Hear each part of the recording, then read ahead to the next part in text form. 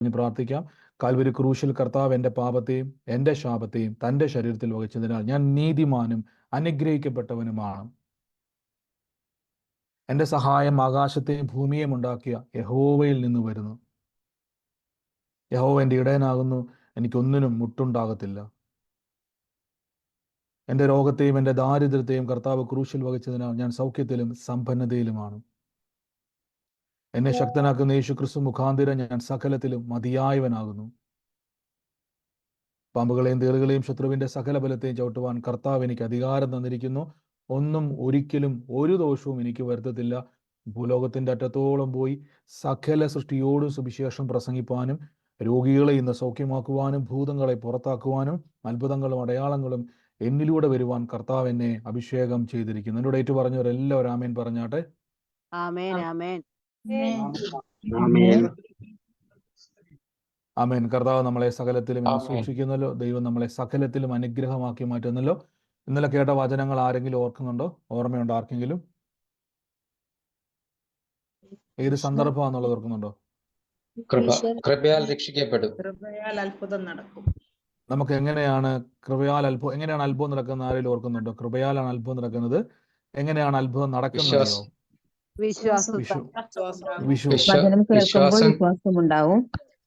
വിശ്വാസം ഉണ്ടാവുമ്പോൾ നമ്മൾ സംസാരിക്കണം, വചനം ഏറ്റു പറയണം.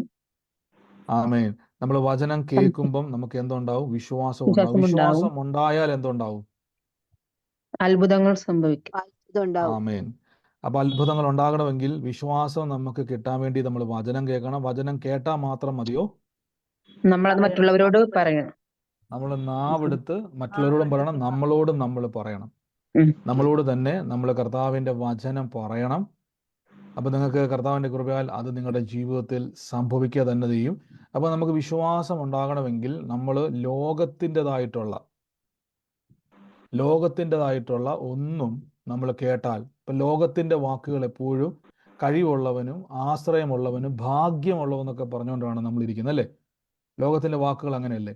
ഭാഗ്യമുണ്ടെങ്കിൽ കിട്ടും, കഴിവുണ്ടെങ്കിൽ കിട്ടും, അങ്ങനെ ഒത്തിരി മാനദണ്ഡങ്ങളുള്ളവർക്ക് മാത്രമേ ഉള്ളൂ. എനിക്ക് ഒരു കഴിവില്ലെങ്കിൽ നമ്മൾ പറയും അവൻ ഭാഗ്യം ഉണ്ടെങ്കിൽ കിട്ടും. അപ്പൊ ഇതൊക്കെ ഒരു മാനദണ്ഡമാണ്, അല്ലേ? ഒന്നെങ്കിൽ അവന് ഭാഗ്യം വേണം, അല്ലെങ്കിൽ അവൻ എന്തുണ്ടായിരിക്കണം? അവനുള്ള കഴിവ് വേണം, അതിനുള്ള പ്രാപ്തി വേണം, യോഗ്യത വേണം. ഇതൊക്കെയാണ് ലോകത്തിൽ ഒരു വ്യക്തി അനുഗ്രഹിക്കപ്പെടണമെങ്കിൽ മാനദണ്ഡങ്ങൾ. ഈ ഭാഗ്യം എന്ന് പറയുന്നത് എല്ലാവർക്കും കിട്ടുന്നതല്ല. കഴിവെന്ന് പറയുന്നത് ചിലപ്പം നിങ്ങൾക്കും കഴിവുണ്ടായിരിക്കാം, പക്ഷെ കഴിവിനൊത്തവണ്ണം എല്ലാം ഒത്തു വരണമെന്നില്ല. എന്നാൽ കർത്താവിന്റെ വചനം പറയുന്ന ദൈവം കഴിവും ഭാഗ്യവും നോക്കുന്ന ആളല്ല. യേശുവിന്റെ വചനം ആര് കേൾക്കുന്നു, ആര് യേശുവിൽ ആശ്രയിക്കുന്നു, അവർക്ക് വേണ്ടി പ്രവർത്തിക്കുന്ന ഒരു ദൈവമുണ്ട്, ഒരു കർത്താവ് നമുക്കുണ്ട്. ആ കർത്താവ് നമ്മുടെ കൂടെയുണ്ട്. എപ്പോഴും ഓർത്തോണം, എപ്പോഴും നിങ്ങൾ നിങ്ങളോട് പറയണം, യേശു ക്രിസ്തു എൻ്റെ കൂടെയുണ്ട്. എൻ്റെ കൂടെ പറഞ്ഞ് കർത്താവ് എൻ്റെ കൂടെ ഉണ്ടെന്ന് പറ.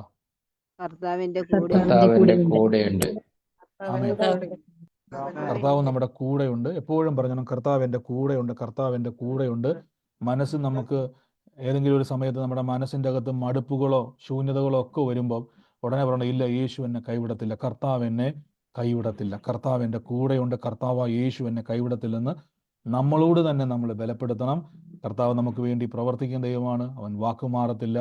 നമുക്ക് ഒരുമിച്ച് കർത്താവിൻ്റെ തിരുസന്നിധിയിൽ വചനങ്ങളെ കേൾക്കാം. പ്രധാനമായിട്ടും നമ്മൾ എഫേസ്യ ലേഖനമാണ് കേട്ടുവരുന്നെങ്കിലും ഇന്ന് നമുക്ക് എബ്രായർക്ക് എഴുതിയ ലേഖനത്തിൽ നിന്നാണ് എൻ്റെ ഉള്ളിൽ ഇന്ന് രാവിലെ വന്നൊരു ചിന്തയാണ്. നമ്മൾ പരിചിതമായ നമുക്ക് വചനം തന്നെയാണ്, അറിയാവുന്ന വാക്യങ്ങൾ തന്നെയാണ്. അവിടെ ഇങ്ങനെയാണ് എഴുതി വെച്ചിരിക്കുന്നത്. നിങ്ങൾക്ക് കാണാൻ പറ്റുന്നുണ്ടെന്ന് ഞാൻ വിശ്വസിക്കുന്നു. കാണാൻ പറ്റുന്നുണ്ടോ? ക്ലിയർ ആണ് നിങ്ങൾക്ക്? എബ്രായ ലേഖനം അതിൻ്റെ 7-ാം അധ്യായത്തിൻ്റെ അകത്ത് നമ്മൾ ഈ കാണുന്ന വാക്യം 24-ാമത്തെ വാക്യമാണ്. അവിടെ ഇങ്ങനെയാണ് പറഞ്ഞിരിക്കുന്നത്, ഇവനോ എന്ന് ഉദ്ദേശിക്കുന്നത് ക്രിസ്തുവിനെയാണ്. ബൈബിൾ എഴുതിയ സമയത്ത് പലപ്പോഴും ഇവൻ ദൈവത്തെ പറ്റി പലപ്പോഴും നമുക്ക് കാണാൻ പറ്റും യു എന്ന വാക്ക് അല്ലെങ്കിൽ ഹി എന്ന വാക്കൊക്കെ ട്രാൻസ്ലേറ്റ് ചെയ്യുമ്പോൾ മലയാളത്തിലേക്ക് വരുമ്പോൾ അവിടെ ഇവൻ അവനൊക്കെ ആയി പോകുന്നതാണ് പലപ്പോഴും. അതുകൊണ്ട് നമ്മൾ പറയുമ്പോൾ ആ സമയത്തൊക്കെയും ദൈവമെന്നും ക്രിസ്തുവെന്നും ഒക്കെ അവിടെ നമ്മൾ ചേർക്കേണ്ടതാണ്. ഇപ്പം ഇവിടെ പറയുകയാണ്, യേശു കർത്താവിനെ പറ്റി പറയണം. യേശു കർത്താവ് എന്നേക്കും ഇരിക്കുന്നത് കൊണ്ട് മാറാത്ത പൗരോഹിത്യം ആകുന്നു പ്രാപിച്ചിരിക്കുന്നത്. നമ്മൾ ഈ പൗരോഹിത്യം എന്ന് കേൾക്കുമ്പോൾ നമുക്കറിയാം, പുരോഹിതന്മാർ, ദൈവത്തിൻ്റെ പുരോഹിതന്മാർ. നിങ്ങൾ കുഞ്ഞുനാളിൽ കണ്ട പുരോഹിതന്മാർ അല്ലെങ്കിൽ വചനം പഠിപ്പിക്കുന്ന പഠിതാക്കൾ, നിങ്ങൾ പ്രായം കൂടുന്നതനുസരിച്ച് ഇതേവരെ നമ്മൾ കണ്ട പുരോഹിതൻ എന്ന് പറയുന്ന ഒരു പദവി, അല്ലേ? നമ്മൾ ചിലപ്പോൾ കുഞ്ഞുനാളിൽ കണ്ട പുരോഹിതൻ ഇപ്പോൾ ജീവിച്ചിരിപ്പുണ്ടോ? നിങ്ങൾ ആരെങ്കിലും നിങ്ങളുടെ കുഞ്ഞുനാളിൽ കണ്ട പുരോഹിതന്മാരാരെങ്കിലും ഇപ്പോൾ ഉണ്ടോ? ഇല്ല. ആർക്കെങ്കിലും ജീവനോട്? പലരും കാണത്തില്ല അല്ലേ? ചിലർ മരണപ്പെട്ടു, ചിലർ ജീവനോടെ കാണുമായിരിക്കും, ചിലർ വാർദ്ധക്യമായി കാണുമായിരിക്കും. അപ്പൊ പൗരോഹിത്യം എന്ന് പറയുന്നത് ഒരു പദവിയാണ്. എന്നാൽ ഇവിടെ യേശു ക്രിസ്തുവിനെ പറ്റി പറയുമ്പോൾ പറയുകയാണ്, യേശു എന്നേക്കും ഇരിക്കുന്നത് കൊണ്ട് മാറാത്ത പൗരോഹിത്യം പ്രാപിച്ചിരിക്കുന്നു. അപ്പൊ യേശു ക്രിസ്തുവിനെ പറ്റി പറയാണ്, ഏറ്റവും വലിയ പുരോഹിതൻ, ഏറ്റവും വലിയ പൗരോഹിത്യം, ഏറ്റവും വലിയ പുരോഹിതനെ പറ്റി പറയുകയാണത് യേശുവാണ്. യേശുവിന്റെ പൗരോഹിത്യത്തിന്റെ പ്രത്യേകത എന്ന് പറഞ്ഞാൽ മാറത്തില്ല. പുരോഹിതൻ എന്ന വാക്കിന്റെ അർത്ഥം എന്ന് പറഞ്ഞാൽ ദൈവത്തിൻ്റെയും മനുഷ്യന്റെയും ഇടയിൽ നിൽക്കുന്നയാളാണ് പുരോഹിതൻ. അതായത് മനുഷ്യനെയും ദൈവത്തെയും തമ്മിൽ കണക്ട് ചെയ്യുന്നയാളാണ് പുരോഹിതൻ. നിങ്ങൾക്ക് വചനം പറഞ്ഞു തരികയും നിങ്ങളെ പഠിപ്പിക്കുകയും വചനത്തിലൂടെ ദൈവത്തിലേക്ക് നിങ്ങളെ നയിക്കുകയും ചെയ്യുന്നയാളാണ് പൗരോഹിത്യമുള്ള പുരോഹിതൻ. എന്നാൽ യേശു ക്രിസ്തുവിനെ പറ്റി പറയുന്നത് എല്ലാ പുരോഹിതന്മാർക്കും മീതെ ഏറ്റവും വലിയ പുരോഹിതൻ യേശുവാണ്. യേശുവിന്റെ പൗരോഹിത്യത്തിന്റെ പ്രത്യേകത പറയുന്നത്, യേശു ക്രിസ്തുവിന് ഒത്തിരി പ്രത്യേകത ബൈബിളിൽ കാണും. യേശു ക്രിസ്തുവിനെ യെശയ്യാ പ്രവാചകന്റെ പുസ്തകത്തിൽ പറയുന്നു, അവൻ അത്ഭുത മന്ത്രിയായി കാണിക്കുന്നു, വീരനായ ദൈവമായിട്ട് യേശുവിനെ കാണിക്കുന്നു. ഒരേ സമയം യേശു പുത്രനാണ്, ഒരേ സമയം യേശു ദൈവമാണ്, ഒരേ സമയം യേശു മനുഷ്യനെ പോലെ ഭൂമിയിലേക്ക് ഇറങ്ങി വന്ന ആളാണ് അല്ലേ? ഇപ്പൊ ക്രിസ്തുവിന് ഒത്തിരി ക്വാളിറ്റികളുണ്ട്. അതിൽ ഒരു ക്വാളിറ്റിയാണ് പൗരോഹിത്യം.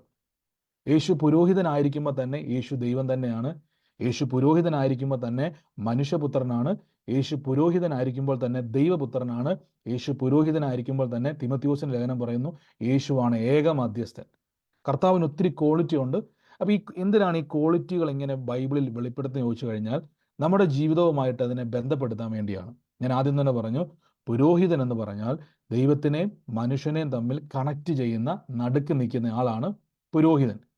ഒരു പുരോഹിതന്റെ പ്രത്യേകത എന്ന് പറഞ്ഞാൽ, നിങ്ങളിപ്പോൾ എന്നെ വിളിച്ചിട്ട് പറയും, ബ്രദറെ നിങ്ങൾക്ക് പ്രാർത്ഥിക്കാൻ പറ്റാത്ത ഒരു സാഹചര്യം, മാനസികമായിട്ട് നിങ്ങൾക്ക് പ്രാർത്ഥിക്കാനോ ഒരു വചനം പറയാനോ അങ്ങനെ ചില സാഹചര്യത്തിൽ ചിലപ്പോൾ നമുക്ക് വചനമൊക്കെ പറഞ്ഞ് പ്രാർത്ഥിക്കാൻ പറ്റുന്ന ഒരു അന്തരീക്ഷം, ഒരു ബലമൊക്കെ ഉണ്ടാകുന്ന ഒരു തലമുണ്ട്.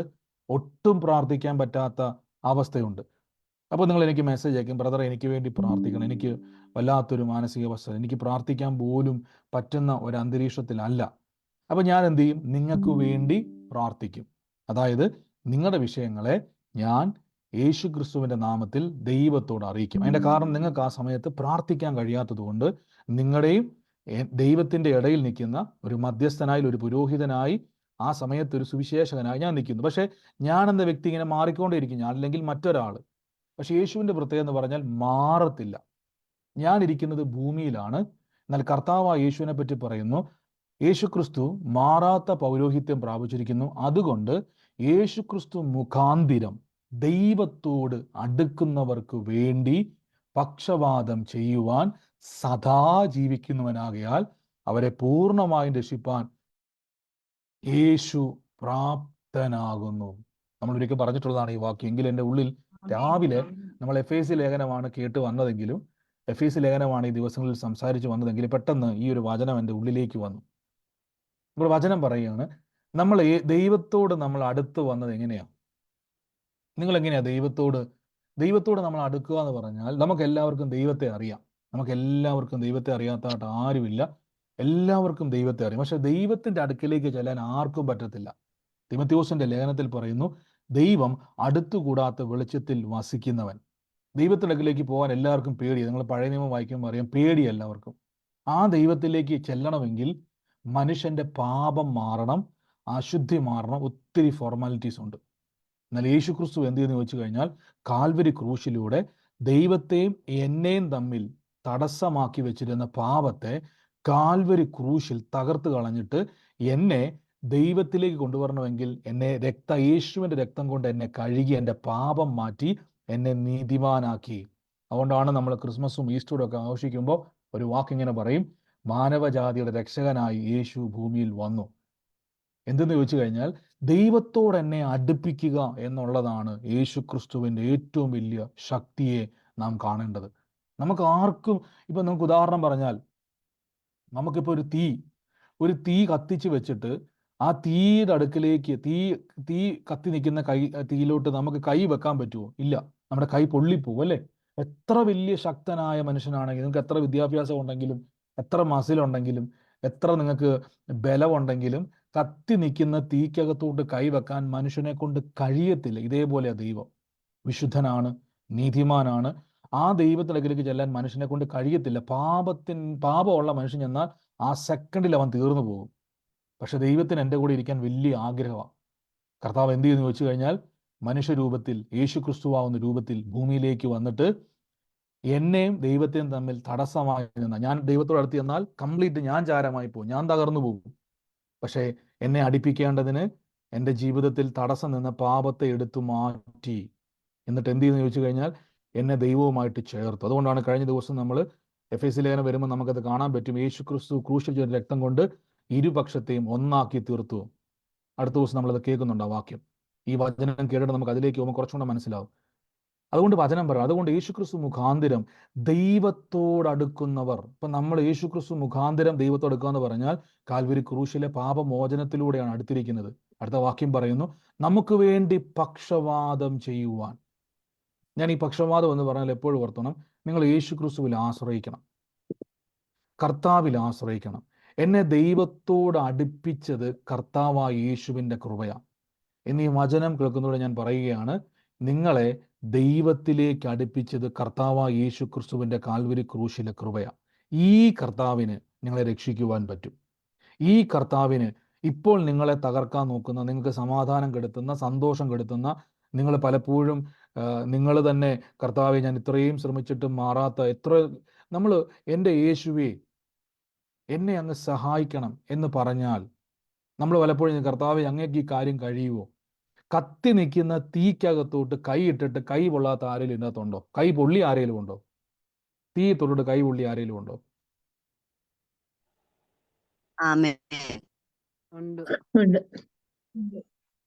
കത്തി നിൽക്കുന്ന തീയിലോട്ട് എത്ര വലിയ കൈ ആണെങ്കിലും, നിങ്ങളിപ്പോൾ എന്നാ വലിയ നോട്ടമാണെങ്കിലും, അതിൽ കൈ വെച്ച കൈ പൊള്ളിയിട്ടുണ്ടെങ്കിൽ അതിൻ്റെ അർത്ഥം നിങ്ങളെക്കാളും ശക്തി തീക്കുണ്ടെന്നാണ്.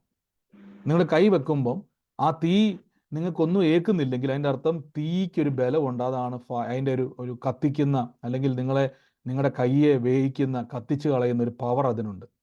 ആ പവറാണ് എത്ര വലിയ ശക്തിമാന്റെ കൈയും അവിടെ ഉരുക്കി കളയുന്നത്, കത്തിച്ച് കളയുന്നത്. തീയുടെ പവറാണ് അത്. അപ്പൊ തീക്ക് തൊട്ടാൽ വിവരം അറിയും, തീ തൊട്ടാൽ കൈ വെന്തു പോകും, കൈ പൊള്ളും. ഇത് തന്നെയാണ് ദൈവം.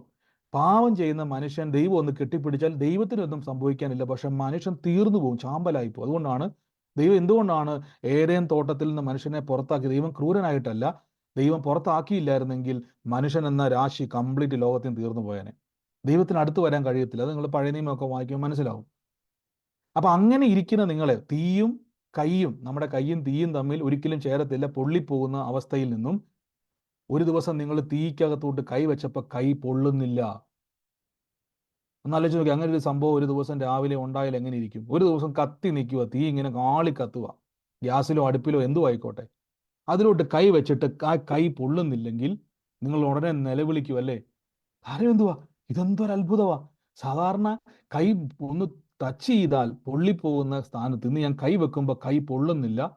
അതിന്റെ കാരണം തീയുടെ ശക്തി കുറഞ്ഞത് കൊണ്ടല്ല, തീയുടെ ശക്തിയും നിങ്ങളുടെ കൈയും തമ്മിൽ ഇപ്പോൾ ഒരേ സ്ട്രെങ്തിലേക്ക് വന്നു. മനസ്സിലാകുന്നുണ്ടോ? അതായത് കൈ പൊള്ളാത്തൊരവസ്ഥയിലേക്ക് നിങ്ങളുടെ കൈ വന്നു. ഇത് തന്നെയാണ് ഇപ്പോൾ ദൈവത്തിൻ്റെ അടുക്കിലേക്ക് വന്നാൽ നിങ്ങൾ നശിച്ചു പോകത്തില്ല, നിങ്ങൾ കത്തിപ്പോകത്തില്ല. അതിൻ്റെ കാരണം യേശു ക്രിസ്തു നിങ്ങൾക്ക് തടസ്സമായി നിന്ന പാപത്തെ എടുത്തു മാറ്റിയപ്പം ദൈവത്തിന് നിങ്ങളെ കെട്ടിപ്പിടിക്കാം, നിങ്ങളോട് ചേർത്ത് നിൽക്കാം. അതുകൊണ്ടാണ് വചനം പറഞ്ഞത്, നിങ്ങൾ ഇനി അന്യനല്ല, പരദേശിയല്ല, ദൈവത്തിൻ്റെ ഭവനക്കാരനും എന്ന് പറയാൻ കാരണം ഇപ്പം അത്രയും ശക്തിയാണ് കാൽവരി ക്രൂശിൽ യേശു വെളിപ്പെടുത്തിയത്. ഇപ്പം നിങ്ങൾക്ക് മനസ്സിലായോ? ഒരു തീക്കകത്ത് കൈ വെച്ചാൽ കൈ പെട്ടെന്ന് വലിക്കുന്നതിൻ്റെ കാര്യം തീ പൊള്ളിപ്പോകുന്നുണ്ട്. ഇന്ന് കൈ വെച്ചിട്ട് അത് പൊള്ളുന്നില്ലെങ്കിൽ ദൈവത്തോട് അടുക്കുമ്പോൾ നിങ്ങൾ നശിക്കത്തില്ല. കാരണം യേശു ക്രിസ്തു നിങ്ങളുടെ പാപത്തെ മാറ്റിയെങ്കിൽ വചനം പറയുന്നു ആ കർത്താവ് വെറുതെ ഇരിക്കുവല്ല. അടുത്ത വാക്യത്തിൽ പറയുന്നു, നമുക്ക് വേണ്ടി സദാ പക്ഷപാതം ചെയ്യുവാൻ ജീവിക്കുന്ന കർത്താവ്. എനിക്ക് ഈ വാക്ക് എപ്പോഴും ഭയങ്കര ഇഷ്ടമാണ്. എന്നെ രക്ഷിച്ച് കർത്താവ് അവിടെ പോയി വെറുതെ ഇരിക്കുവല്ല, എന്നാൽ നീ നിന്റെ തോന്നിവാസം ജീവിച്ചു, എങ്ങനെയും ഇനി ദൈവത്തെ സന്തോഷിപ്പിച്ച് ജീവിച്ചോ എന്നല്ല. ഓരോ ദിവസവും എനിക്ക് ഏതെങ്കിലും ഒരു തെറ്റ് പറ്റാൻ സാധ്യതയുള്ളപ്പോഴും, എനിക്ക് എന്തെങ്കിലും ഒരു കുറവ് വരുമ്പോഴും, മകനെ നീ പിന്മാറിപ്പോകരുത്. ദൈവത്തിടക്കിലേക്ക് എന്നെ വീണ്ടും വീണ്ടും വലിച്ചടിപ്പിക്കുന്ന ഒരു കർത്താവ് എല്ലാ ദിവസവും എനിക്ക് വേണ്ടിയുണ്ട്. ഒന്ന് ആലോചിച്ച് നോക്കി. കർത്താവിന് വേണമെങ്കിൽ കാൽവരി ക്രൂശിൽ എനിക്ക് വേണ്ടി മരിച്ച് എൻ്റെ പാപമൊക്കെ മാറ്റി കർത്താവിനോട് പറയുകയാണ്, ഇനി കുഴപ്പമൊന്നുമില്ല, ദൈവമായിട്ടെല്ലാം കോംപ്രമൈസ് ചെയ്തിട്ടുണ്ട്, ഇനി സൂക്ഷിച്ച് ജീവിച്ചോണം കേട്ടോ. ദൈവസന്നിധിയിൽ പോയിട്ട് സൂക്ഷിച്ച് ജീവിച്ചോണം, ഭയപ്പെട്ട് ജീവിച്ചോണം. ഇങ്ങനെ പറഞ്ഞൊരു വാണിംഗ് തന്നിട്ട് വേണേൽ കർത്താവിന് സ്വസ്ഥമായിട്ട് ഇരിക്കാം. പക്ഷെ കർത്താവ് അങ്ങനെ വിട്ടില്ല. കർത്താവിന് അറിയാം നമ്മൾ വീഴാൻ സാധ്യതയുണ്ട്, നമ്മൾ പിന്നെയും വീഴാൻ സാധ്യതയുണ്ട്, നമ്മൾ പിന്നെയും പിശാചിന്റെ വലയിൽ വീഴാൻ സാധ്യതയുണ്ട്, നമ്മൾ പിന്നെയും ഏതെങ്കിലുമൊക്കെ ഒരു വിഷയം വരുമ്പോൾ പെറുപിറുത്ത് പിന്മാറിപ്പോകാൻ സാധ്യതയുണ്ട്. പക്ഷെ കർത്താവ് സ്വസ്ഥമായിട്ടിരുന്നില്ല. 25-ാം വാക്യം പറയുകയാണ്, അതുകൊണ്ട് യേശുക്രിസ്തു മുഖാന്തിരം ദൈവത്തോട് അടുക്കുന്നവർക്ക് വേണ്ടി പക്ഷവാദം ചെയ്യുവാൻ സദാ ജീവിക്കുന്നവനാകയാൽ അവരെ പൂർണ്ണമായും രക്ഷിപ്പാൻ യേശു പ്രാപ്തൻ. ഒന്ന് ആലോചിച്ച് നോക്കിയേ, എൻ്റെ കർത്താവ് എന്നെ രക്ഷിച്ചത് തന്നെ വലിയ കൃപയാ. എൻ്റെ ദൈവത്തിൻ്റെ അടുക്കലേക്ക് എന്നെ വലിച്ചടിപ്പിച്ചത് വലിയ കൃപയാ. എന്നെ ഇന്ന് ദൈവത്തിന് പൊള്ളാൻ നിൽക്കുന്ന, അഗ്നിയായി നിൽക്കുന്ന ദൈവത്തിലേക്ക് എന്നെ വലിച്ചടിപ്പിച്ച് അതേ ദൈവത്തിൻ്റെ ഒപ്പം കത്തിപ്പോകാതെ, നശിച്ചു പോകാതെ എന്നെ അടുപ്പിച്ച് നിർത്തിയത് വലിയ കൃപയാ. ബൈബിൾ പറയുന്നു, അതുകൊണ്ട് കർത്താവ് തൃപ്തനായില്ല. ഓരോ ദിവസവും എനിക്ക് ഏതെങ്കിലും ഒരു ബലഹീനത വരുമ്പോൾ, എനിക്ക് ഏതെങ്കിലും ഒരു കുറവ് വരുമ്പോൾ എന്നെ ചേർത്ത് പിടിച്ചിട്ട് ദൈവത്തോട് സംസാരിക്കുക, പിതാവേ ഇവനെ കൈവിടരുത്, പിതാവേ ഇവനെ കൈവിടരുത്. നിങ്ങളെ വാക്കി ശ്രദ്ധിച്ചു നോക്കി, എനിക്ക് വേണ്ടി പക്ഷപാതം ചെയ്യുക. ആലോചിച്ച് നോക്കിയാൽ നമുക്ക് വേണ്ടി സംസാരിക്കാൻ ആരെങ്കിലും ഉണ്ടോ? പലപ്പോഴും നമ്മുടെ പരാതി അതല്ലേ, എൻ്റെ ബ്രദറെ, എൻ്റെ ഭർത്താവിന് എന്നെ മനസ്സിലാകുന്നില്ല, എൻ്റെ ഭാര്യയ്ക്ക് എന്നെ മനസ്സിലാകുന്നില്ല, എൻ്റെ മക്കൾക്ക് എന്നെ മനസ്സിലാകുന്നില്ല, എൻ്റെ അയൽവക്കാർ എന്നെ മനസ്സിലാകുന്നില്ല, എനിക്ക് വേണ്ടി ഒരു മനുഷ്യൻ പോലും ഇല്ലെന്ന് പറഞ്ഞാൽ നമ്മളെപ്പോഴും പരാതി പറഞ്ഞ് സങ്കടപ്പെടുവല്ലേ? ബൈബിള് പറയുക, എനിക്ക് വേണ്ടി പക്ഷപാതം ചെയ്യുക. ഈ സദാ എന്ന് പറഞ്ഞാൽ എൻ്റെ അർത്ഥം എന്താ പറയുക? എല്ലാ ടൈമിലും, എവരി ടൈം. ഒരു സെക്കൻഡ് ഉണ്ടെങ്കിൽ ആ സെക്കൻഡും എനിക്ക് വേണ്ടി സംസാരിക്കുക. അപ്പാ ഇവനെ കൈവിടരുത് കേട്ടോ, അപ്പാ ഇവളെ കൈവിടരുത് കേട്ടോ, അപ്പാ ഇവനെ വിട്ടു കളയരുത് കേട്ടോ എന്ന് പിതാവിനോട് കർത്താവ് സംസാരിച്ചുകൊണ്ടിരിക്കുവാന്നേ. ഇനി പറ, നിങ്ങൾ നശിക്കുവോ ഇല്ലയോ? ഞങ്ങൾ നശിക്കില്ല. ഓർത്തില്ല, ഒരിക്കലും നശിച്ചു ആമേൻ, ആമേൻ. അങ്ങനെയെങ്കിൽ ഈ ദിവസങ്ങളിൽ ഉറപ്പിച്ചോണം, നിങ്ങളുടെ വിഷയങ്ങൾ കർത്താവ് അത്ഭുതമാക്കി മാറ്റും. നിങ്ങളുടെ വിഷയങ്ങളിൽ കർത്താവ് ഇറങ്ങും, നിങ്ങളുടെ ജീവിതം മാറും, നിങ്ങളുടെ വിഷയങ്ങൾ മാറും. കാരണം നിങ്ങൾക്ക് വേണ്ടി പിതാവോട് പറയുക, ഇവളെ കൈവിടരുത്, ഇവനെ കൈവിടരുത്. യേശു പറഞ്ഞ പിതാവ് കേൾക്കോ ഇല്ലയോ? കേൾക്കും. കേൾക്കും. നമുക്ക് എന്നെ ഉറപ്പല്ലേ? യേശു പറഞ്ഞ, നമ്മൾ പലപ്പോഴും നമുക്കൊരു സംശയം, ഞാൻ പറഞ്ഞ എൻ്റെ പ്രാർത്ഥന ദൈവം കേൾക്കുവോ? നമുക്കിപ്പോഴും സംശയമാണ്. പക്ഷേ സംശയം ഒട്ടും വേണ്ട, യേശുവാണ് നമുക്ക് വേണ്ടി വാദിക്കുന്നത്, കർത്താവാണ് നമുക്ക് വേണ്ടി സംസാരിക്കുന്നത്. പിതാവ് പറയും, യേശുവെ അവിടെ മര്യാദയ്ക്ക് ഇരിക്ക് എന്ന് കർത്താവിന് പറയത്തില്ല. കാര്യം പിതാവിനറിയാം, യേശു സംസാരിച്ചാൽ പിതാവിന് മാറ്റാൻ കഴിയത്തില്ല. അടുത്ത വാക്യത്തിൽ, 26-ാം വാക്യത്തിൽ പറഞ്ഞു, ഇങ്ങനെയുള്ളൊരു മഹാപുരോഹിതനല്ലോ നമുക്ക് വേണ്ടിയത്. കണ്ടോ, ഇങ്ങനത്തെ ഒരു പുരോഹിതനെ വേണ്ടത്. ഇതേപോലെ നമുക്ക് വേണ്ടി സംസാരിക്കുന്ന, നമുക്ക് വേണ്ടി നിൽക്കുന്ന ഒരു പിതാവ്. അടുത്ത വാക്യത്തിൽ പറഞ്ഞ്, പവിത്രൻ, നിർദോഷൻ, നിർമ്മലൻ, പാപികളോട് വേറിട്ടവൻ, സ്വർഗത്തേക്കാൾ ഉന്നതനായവൻ. എന്നാ വേണം പിന്നെ? ഇത്രയും വലിയൊരു ആളാ എനിക്ക് വേണ്ടി വാദിക്കുന്നത്. ഇത്രയും സ്ട്രോങ് ആയ ഒരാൾ എനിക്ക് വേണ്ടി 24 മണിക്കൂർ സംസാരിക്കുന്നുണ്ടെങ്കിൽ ഒരു റെക്കമെൻഡേഷൻ്റെ ആവശ്യമില്ല കേട്ടോ, ഒരു റെക്കമെൻഡേഷൻ്റെ ആവശ്യമില്ല. ജയിക്കും, ഉറപ്പായിട്ട് ഞാൻ പറയുന്നു, നിങ്ങളുടെ വിഷയങ്ങൾ ജയിക്കും. പക്ഷെ നമുക്ക് പലപ്പോഴും നമ്മുടെ ജീവിത സാഹചര്യങ്ങൾ, നമ്മളെ പിശാച്, നമ്മൾ 24 മണിക്കൂറും ഈ പുള്ളി ആക്റ്റീവാണ്. നമ്മളെപ്പോലെ മടിയനല്ല പിശാച്. അവൻ പ്രവർത്തിക്കുകയല്ല, പകരം അവൻ നമ്മളിലേക്ക് ഇങ്ങനെ ഓരോ സന്ദേശം വിട്ടുകൊണ്ടിരിക്കും. ദൈവം കൈവിടും കേട്ടോ. ഇത് കേൾക്കുമ്പോൾ നമ്മുടെ മനസ്സിൻ്റെ അറിയാത്തൊരു പിടപ്പുണ്ടാവും, നമ്മുടെ മനസ്സിൽ പെട്ടെന്നൊരു ആകുലത ഉണ്ടാവും. അയ്യോ കർത്താവേ, ശരിയാകുമോ? ഞാൻ വീണ്ടും പറയുന്നു, ഈ വചനം കേട്ടെ, എനിക്ക് വേണ്ടി സംസാരിക്കുന്ന, പക്ഷപാതം ചെയ്യുന്ന ഒരു കർത്താവുണ്ട്. എപ്പോഴും ഓർത്തോണം, എൻ്റെ കർത്താവ് എനിക്കുണ്ട്. എൻ്റെ കൂടെ പറ, എനിക്കൊരു യേശു കർത്താവ് ഉണ്ടെന്ന് പറ. എനിക്കൊരു യേശു കർത്താവുണ്ട്. എനിക്കൊരു യേശു കർത്താവുണ്ട്. ആമേൻ. ഈ വചനം ഒന്ന് ശ്രദ്ധിച്ചാൽ നിങ്ങൾക്ക് മനസ്സിലാവും. യേശു കർത്താവ് പറയുകയാണ്, ഈ വചനം ശ്രദ്ധിച്ചോണം, കർത്താവിൻ്റെ ഒരു വാക്ക് ശ്രദ്ധിച്ചോണം. ഞാൻ മുന്തിരിവള്ളിയും നിങ്ങൾ കൊമ്പുകളുമാകുന്നു. ഒരുത്തൻ എന്നിലും ഞാൻ അവനിലും വസിക്കുന്നുവെങ്കിൽ വളരെ ഫലം കായ്ക്കും. എന്നെ പിരിഞ്ഞ് നിങ്ങൾക്കൊന്നും ചെയ്യാൻ കഴിയും. അപ്പോൾ യേശുവിനെ പിരിയരുത്. യേശുവിനെ പിരിഞ്ഞാൽ എന്നാ സംഭവിക്കുന്നറിയാവോ? യേശുവിനെ പിരിഞ്ഞു കഴിഞ്ഞാൽ നമ്മുടെ മുമ്പിൽ ഈ ഒരു വാദം. അപ്പം നിങ്ങൾ ചിന്തിക്കും, ഞങ്ങൾ യേശുവിനെ പിരിഞ്ഞൊന്നുമില്ല ബ്രദറെ, എപ്പോഴും ഞാൻ യേശു വിളിച്ച് നടക്കുന്നത്. ഇവിടെ പിരിയുക എന്ന് ഇവിടെ ഉദ്ദേശിക്കുന്നത്, അതിൻ്റെ തൊട്ട് മുകളിലത്തെ വാക്യങ്ങൾ വായിക്കുമ്പോൾ നമുക്ക് മനസ്സിലാവും. കർത്താവ് പറയുന്ന വാക്ക് ഇങ്ങനെയാണ്, എന്നിൽ വസിപ്പിൻ, ഞാൻ നിങ്ങളിലും വസിപ്പിൻ. കൊമ്പിന് മുന്തിരിവള്ളിയിൽ വസിച്ചല്ലാതെ സ്വയമായി ഫലം കായ്ക്കാൻ കഴിയാത്തതുപോലെ എന്നെ കൂടാതെ നിങ്ങൾക്കൊന്നും ചെയ്യുവാൻ കഴിയത്തില്ല. ആമേൻ. അപ്പൊ കർത്താവിനെ കൂടാതെ നമുക്കൊന്നും ചെയ്യുവാൻ കഴിയത്തില്ല. ഹല്ലേലൂയ. അപ്പൊ ഇത് നിങ്ങളുടെ ഉള്ളിലേക്ക് എപ്പോഴും ഉണ്ടായിരിക്കണം. കർത്താവിനാൽ മാത്രമാണ് എനിക്ക് എന്തെങ്കിലും ചെയ്യുവാൻ കഴിയത്തുള്ളൂ. യേശു ക്രിസ്തുവിലൂടെ മാത്രമേ എനിക്ക് എന്തെങ്കിലും ചെയ്യുവാൻ കഴിയത്തുള്ളൂ. അപ്പൊ കർത്താവിനെ കൂടാതെ, അപ്പൊ നമ്മുടെ ജീവിതത്തിലെ ഏറ്റവും വലിയ പ്രയോറിറ്റി എന്തായിരിക്കണം? ഏറ്റവും കൂടുതൽ പ്രാധാന്യം കൊടുക്കേണ്ടത് എന്തായിരിക്കണം? യേശു ക്രിസ്തുവിന്. ആ നമ്മുടെ ജീവിതത്തിൽ പ്രാർത്ഥന. ഇപ്പം നിങ്ങൾക്ക് ഞാൻ ഉദാഹരണമായിട്ട് പറയാം. നമ്മൾ പലപ്പോഴും പല ആൾക്കാരും ചിന്തിക്കുന്ന ഒരു സംഭവം എന്ന് പറഞ്ഞാൽ, എല്ലാം കഴിഞ്ഞിട്ട് ബ്രദറെ, ചിലർ പറയും, ബ്രദറെ ഞാൻ എല്ലാ സമയം നോക്കട്ടെ, പ്രാർത്ഥനയ്ക്ക് ഒരു സമയം നോക്കട്ടെ. പക്ഷെ നമ്മൾ പലപ്പോഴും ചിന്തിക്കേണ്ടത്, കർത്താവ് വിചാരിക്കണം എനിക്ക് ജീവിക്കണമെങ്കിൽ. ഒന്ന് ആലോചിച്ച് നോക്കി. നമുക്ക് ജോലിയുണ്ട്, ശരിയാണ്, ജോലി ആവശ്യമാണ്, സാമ്പത്തികം ആവശ്യമാണ്, നന്മ ആവശ്യമാണ്, എല്ലാം ആവശ്യമാണ്, എല്ലാം നമുക്ക് വേണ്ടതാണ് അല്ലേ? നമുക്കെല്ലാം വേണം, നമുക്കെല്ലാം വേണം. പക്ഷെ ഒരു കാര്യം ഞാൻ പറയാം, കർത്താവിൻ്റെ അനുഗ്രഹം ഇല്ലെങ്കിൽ ഇത് വല്ലതും ഉണ്ടാവുമോ? പറ. കർത്താവിൻ്റെ അനുഗ്രഹം ഉണ്ട്, ഇതെല്ലാം ഉണ്ടാവുമോ? ഇല്ല. ഇല്ല. അപ്പൊ ദൈവാനുഗ്രഹം ഇല്ലെങ്കിൽ ഒന്നുമില്ല. ദൈവാനുഗ്രഹം ഇല്ലെങ്കിൽ നമുക്കൊന്നും കിട്ടാനില്ല. അപ്പം നമ്മുടെ ജീവിതത്തിൻ്റെ അകത്ത് ഞാൻ പറയാം, കർത്താവിൻ്റെ അനുഗ്രഹം ഉണ്ടെങ്കിൽ, കർത്താവിൻ്റെ അനുഗ്രഹത്തിൻ്റെ പ്രത്യേകത ഞാൻ പറയാം. കർത്താവിൻ്റെ അനുഗ്രഹം ഉണ്ടെങ്കിൽ ഒരു കാര്യം ഞാൻ പറയാം, നിങ്ങളിനി ചത്ത് കിടന്ന് അധ്വാനിച്ചിട്ടും കിട്ടാത്തത് ഒന്നും ചെയ്യാതെ തന്നെ കിട്ടും. അധ്വാനിക്കരുതെന്നല്ല ഞാൻ ഈ പറയുന്നത്, അധ്വാനിക്കേണ്ടെന്നല്ല ഞാൻ ഈ പറയുന്നത്. നിങ്ങളിനി ഈ ചത്ത് കിടന്നൊക്കെ ഞാൻ പറയുന്ന വാക്ക് വേറെ ഒന്നുമല്ല. കഠിനാധ്വാനം ചെയ്ത് നിങ്ങൾ അതിനു വേണ്ടി എങ്ങനെയും ഒന്ന് രക്ഷപ്പെടാൻ വേണ്ടി തലകുത്തി മറിഞ്ഞിട്ട് നടക്കാത്തത് കർത്താവിന് ഈസി ആയിട്ട് ചെയ്യാൻ പറ്റും.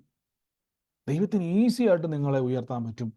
അത് നിങ്ങൾ ബൈബിളിൽ വ്യക്തമായി, ബൈബിളിൽ മാത്രമല്ല, ലോകത്തിൽ നിങ്ങൾ കർത്താവിൽ വിശ്വസിക്കുന്നവരുടെ ജീവിതം നോക്കിയാൽ മതി. നമ്മൾ കർത്താവിന് വേണ്ടി സമയം കണ്ടെത്തിയാൽ, എനിക്കറിയാവുന്ന ഒത്തിരി സാക്ഷ്യങ്ങൾ എനിക്ക് പറയാനുണ്ട്. സമയപരിമിതികളുണ്ടോണ്ടാ. കർത്താവിന് വേണ്ടി നമ്മൾ വില കൊടുക്കുക എന്നൊക്കെ പറയുമ്പോൾ മനസ്സിലായി, നമ്മുടെ സമയം, നമ്മുടെ ലൈഫ്. ചിലപ്പോൾ മറ്റുള്ളവർ നമ്മളെ പറഞ്ഞേക്കാം, നിനക്ക് വേറെ പണിയൊന്നുമില്ല, ഈ പ്രാർത്ഥനയ്ക്കും പറഞ്ഞുകൊണ്ട് ബൈബിളും പിടിച്ചുകൊണ്ട് വന്നിട്ട് വേറെ എന്നാ കിട്ടാനാ. അവൻ ചിലപ്പോൾ കളിയാക്കുമ്പോൾ നമ്മൾ എന്ത് ചെയ്യും? ഈ അവന് വേണ്ടി നമ്മൾ എന്ത് ചെയ്യും? ഒരു അഡ്ജസ്റ്റ്മെന്റ് ചെയ്യും. അവിടെ നിങ്ങൾ ഓർത്തോണം, അവൻ നാളെ നീങ്ങിപ്പോകും.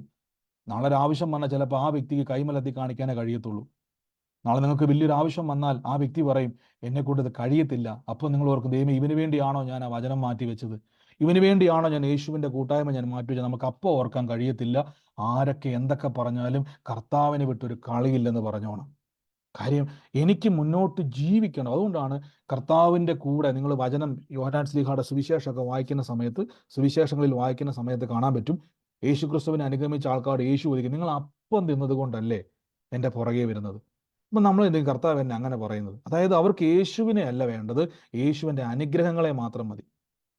അപ്പോൾ അവരോട് യേശു പറഞ്ഞു, നിങ്ങൾ എപ്പോഴും അപ്പം നിന്നതുകൊണ്ടാണ് എൻ്റെ പുറകെ നടക്കുന്നത്. അതിനർത്ഥം അത്ഭുതം കാണുന്നുണ്ട്. പക്ഷേ യേശു പറഞ്ഞു, നശിച്ചു പോകുന്ന ആഹാരത്തിനായിട്ടല്ല, എന്നേക്കും നിലനിൽക്കുന്ന ജീവനുള്ള അപ്പത്തിന് വേണ്ടി നിങ്ങൾ പ്രയത്നിപ്പിൻ. യേശുവിനെ പറ്റിയാണ് പറയും, കർത്താവിനെ പറ്റി തന്നെ കർത്താവ് പറയുക. അതായത് എന്നെയാണ് നിങ്ങൾ യഥാർത്ഥത്തിൽ സ്വീകരിക്കേണ്ടത്, അതൊക്കെ ബാക്കിയൊക്കെ കിട്ടും. അപ്പോൾ നമ്മൾ പലപ്പോഴും യേശുവിൻ്റെ അനുഗ്രഹം മതി, യേശുവിനെ വേണ്ട. എൻ്റെ കർത്താവിൻ്റെ ശിഷ്യന്മാരോട് ചോദിച്ചു, അവരെല്ലാം പെട്ടെന്ന് അത് കഠിനവാക്കാന്ന് പറഞ്ഞുകൊണ്ട് നിങ്ങൾ വചനം വായിക്കണം. യേശു അന്ന് കേട്ട ആൾക്കാരെല്ലാം തിരിഞ്ഞുപോയി. അപ്പോൾ യേശു തൻ്റെ ശിഷ്യന്മാരോട് ചോദിക്കണം, നിങ്ങൾ എന്നെ പോകാത്തെന്ന് ചോദിക്കുമ്പോൾ കർത്താവിൻ്റെ ശിഷ്യന്മാർ പറയുന്ന ഏറ്റവും മനോഹരമായൊരു വാക്കുണ്ട്, കർത്താവേ, നിത്യജീവന്റെ മൊഴികൾ നിന്നിലുണ്ട്, നിന്നെ വിട്ടേച്ച് ഞങ്ങൾ എവിടെ പോകും? അവർക്ക് മനസ്സിലായി, അനുഗ്രഹമല്ല ഏറ്റവും വലിയ കാര്യം, യേശുവാണ് ഏറ്റവും വലിയ അനുഗ്രഹം. യേശു ഉണ്ടെങ്കിൽ ബാക്കി എല്ലാം വരും. നമ്മൾ കേട്ട വചനത്തിൽ യേശു പറഞ്ഞ വാക്യതാണ്, ഞാനാണ് മുന്തിരിവള്ളി, നിങ്ങൾ കൊമ്പാണ്, എന്നിൽ വസിക്കുന്നത് കൊണ്ട് നീ ഫലം കായ്ക്കും. എൻ്റെ അർത്ഥം, നിനക്കൊരു ഫലം ഉണ്ടാകണോ? എന്നെ വസിച്ചാൽ മതി, ഞാനാണ് അനുഗ്രഹം. മനസ്സിലായോ? യേശുവാണ് അനുഗ്രഹം. നമ്മൾ പലപ്പോഴും ചിന്തിക്കും, നമ്മുടെ ജീവിതത്തിൽ ഒരു അത്ഭുതം ഉണ്ടാകുമ്പോൾ ഇതാണ് അനുഗ്രഹം. അല്ല, അനുഗ്രഹം എന്ന് പറയുന്നത് ക്രിസ്തു. എൻ്റെ കൂടെ പറ, എൻ്റെ അനുഗ്രഹം യേശു ക്രിസ്തുവാന്ന് പറ. എന്റെ അനുഗ്രഹം യേശു ക്രിസ്തുവാണ്. അനുഗ്രഹം യേശുക്രിസ്തുവാണ്. ഇത് നിങ്ങൾ ആദ്യം മനസ്സിലാക്കണം. അപ്പൊ കർത്താവിന്റെ നിമിത്തം എന്ത് സംഭവിച്ചാലും, കർത്താവായ യേശു നിമിത്തം നമുക്ക് എന്ത് കളിയാക്കലോ ചോദ്യങ്ങളോ വന്നാലും നിങ്ങൾ ഭാരപ്പെടേണ്ട, അനുഗ്രഹം യേശുവാ, ബാക്കിയൊക്കെ പുറകെ വരുമെന്നേ. കർത്താവിനെ കിട്ടിയാൽ പിന്നെ വേറെ എന്നാ വേണം? ഒന്ന് ആലോചിച്ച് നോക്കി. നമ്മൾ ആദ്യം വായിച്ച വാക്യം കേട്ട് നോക്കി. സ്വർഗത്തിൽ നമുക്ക് വേണ്ടി സംസാരിക്കുന്ന ഒരാൾ യേശു ഇല്ലെങ്കിലോ നമ്മൾ ആരെ പറഞ്ഞു വിടും? സ്വർഗത്തിൽ, ഭൂമിയിൽ ആരെ പറഞ്ഞു വിടും? അബ്രഹാമിനെ പറ്റി അവിടെ പറയുന്നത്, അബ്രഹാം ഏറ്റവും വലിയ വിശ്വാസികളുടെ പിതാവാണ്, അതിനേക്കാൾ വലിയ ആളില്ല. ബൈബിള് തന്നെ പറയും, അബ്രഹാം എന്ന് പറഞ്ഞാൽ വിശ്വാസികളുടെ പിതാവ്. ആ പിതാവ് പോലും നമുക്ക് വേണ്ടി സംസാരിക്കാൻ വകുപ്പില്ല അവിടെ. പിന്നെ ആരാ? അപ്പോസ്തലന്മാർ, അവരെ പറ്റിയും പറയുന്നില്ല. നമുക്ക് വേണ്ടി പത്രോസ്ലീഹ സംസാരിക്കുന്നുവെന്നോ നമുക്ക് വേണ്ടി പൗലോസ്ലീഹ സംസാരിക്കുമെന്നോ ബൈബിളിൽ പറയുന്നില്ല. പക്ഷെ ബൈബിൾ പറയുന്നു നമുക്ക് വേണ്ടി യേശുക്രിസ്തു മുഖാന്തിരം ദൈവത്തെടുക്കുന്നവർക്ക് വേണ്ടി പൗലോസ്ലീഹ സംസാരിക്കുന്നെന്നോ പത്രോസ്ലീഹ സംസാരിക്കുന്നു അല്ല പറഞ്ഞിരിക്കുന്നത്. യേശുക്രിസ്തു നമുക്ക് വേണ്ടി പക്ഷപാതം ചെയ്യുന്നു, നമുക്ക് വേണ്ടി സംസാരിക്കുന്നു. ആമേൻ. അപ്പൊ ഇത് നമ്മുടെ ജീവിതത്തിൻ്റെ അകത്തൊരു ഉറപ്പാണ്. ചിലപ്പോൾ എനിക്ക് ഒത്തിരി ബലഹീനതകളും കുറവുകളും ഉണ്ടായേക്കാം. ചിലപ്പോൾ ഞാൻ ഭയപ്പെട്ടേക്കാം, ഭാരപ്പെട്ടേക്കാം, സങ്കടപ്പെട്ടേക്കാം. പലപ്പോഴും എൻ്റെ ജീവിതത്തിൽ ഞാൻ ഒറ്റപ്പെട്ടേക്കാം. ഏതെങ്കിലും സമയത്ത് നമ്മൾ സങ്കടപ്പെട്ടേക്കാം. പക്ഷെ ഒരു കാര്യം ഞാൻ പറയാം, കൈവിടത്തില്ല. യേശു അവസാനിച്ചാൽ അതിൻ്റെ അർത്ഥം നിങ്ങൾ കൈവിടപ്പെട്ടു പോയെന്ന് എൻ്റെ അർത്ഥം. ബൈബിൾ അതുകൊണ്ടാണ് ആദ്യം തന്നെ ഈ വാക്ക്, മനോഹരമായ വാക്ക് പറഞ്ഞിരിക്കുന്നത്, യേശു എന്നേക്കും ഇരിക്കുന്നത് കൊണ്ട് മാറാത്ത പൗരോഹിത്യം. യേശു മാറത്തില്ലെങ്കിൽ നിങ്ങൾക്ക് വേണ്ടി പൂർണ്ണമായി രക്ഷിപ്പാൻ യേശു പ്രാപ്തന. 2 വർഷം യേശു ഇരുന്നാൽ 2 വർഷം നിങ്ങൾക്ക് അനുഗ്രഹമാണ്, നിങ്ങൾ കൈവിടത്തില്ല. പക്ഷേ 3-ാം വർഷം യേശു ഇല്ലെങ്കിൽ തീർന്നവിടെ പരിപാടി. പക്ഷെ ബൈബിള് പറയുകയാണ്, അവൻ സദാ ജീവിക്കുന്നു, മാറാത്തവൻ, എന്നേക്കും ഇരിക്കുന്നവൻ. അതിൻ്റെ അർത്ഥം എന്നേക്കും യേശു ഇരുന്നാൽ എന്നേക്കും നിങ്ങൾ ഭാരപ്പെടണ്ട.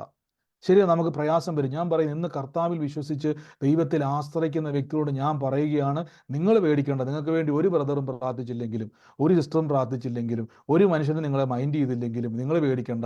സ്വർഗത്തിൽ യേശു സംസാരിച്ചുകൊണ്ടിരിക്കുക കേട്ടോ.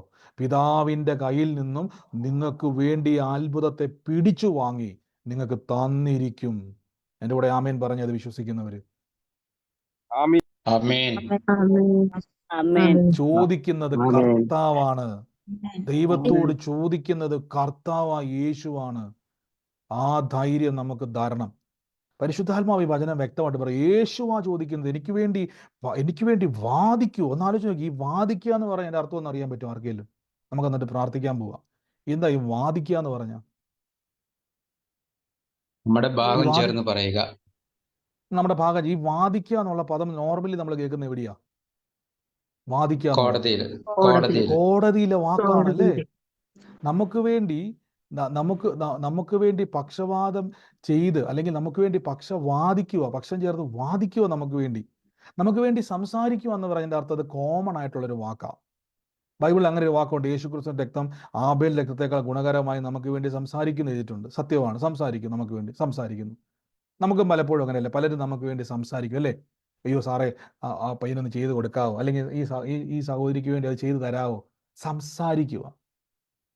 പല രാഷ്ട്രീയക്കാരും പലപ്പോഴും നമുക്ക് വേണ്ടി റെക്കമെൻഡ് ചെയ്യാം, ഒന്ന് ചെയ്തു കൊടുക്കാവോ. ചിലപ്പോൾ അത് തിരസ്കരിച്ചേക്കാം. പക്ഷെ ഇവിടെ കൊടുത്തേക്കുന്നത് സംസാരിക്കുക എന്നല്ല, വാദിക്കുക എന്ന. എൻ്റെ പക്ഷം ചേർന്ന് എനിക്ക് വേണ്ടി വാദിക്കുക. എന്താ വാദിക്കുന്നറിയാവോ? പിതാവോട് പറയും, പിതാവേ, ഇവൻ എന്നിൽ വിശ്വസിക്കുക, നശിച്ചു പോകാൻ പറ്റത്തില്ല കേട്ടോ.